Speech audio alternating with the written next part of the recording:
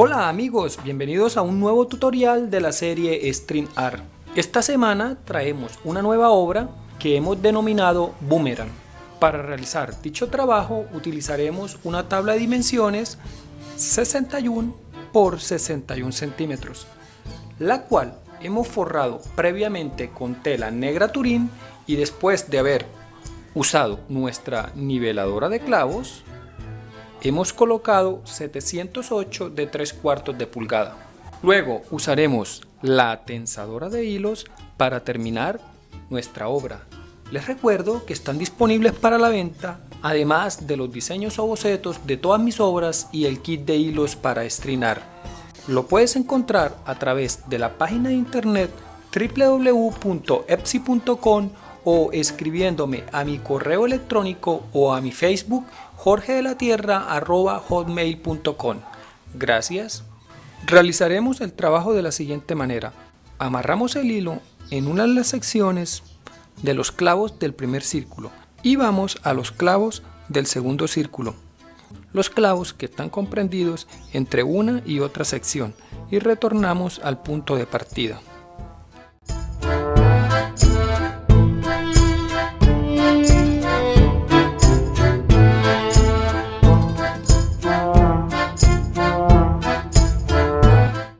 Con el hilo de color blanco y amarrándolo en la siguiente marca, haremos el mismo procedimiento con los clavos del segundo círculo. Tensaremos los clavos que están comprendidos entre esta y esta marca y retornaremos siempre al punto de partida.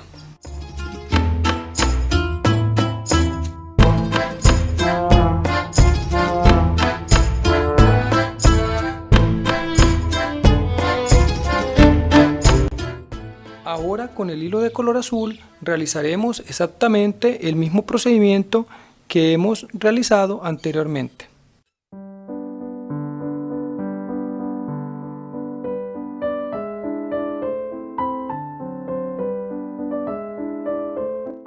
Luego realizaremos el mismo proceso para cada una de las 18 marcas que tenemos alrededor del círculo exterior.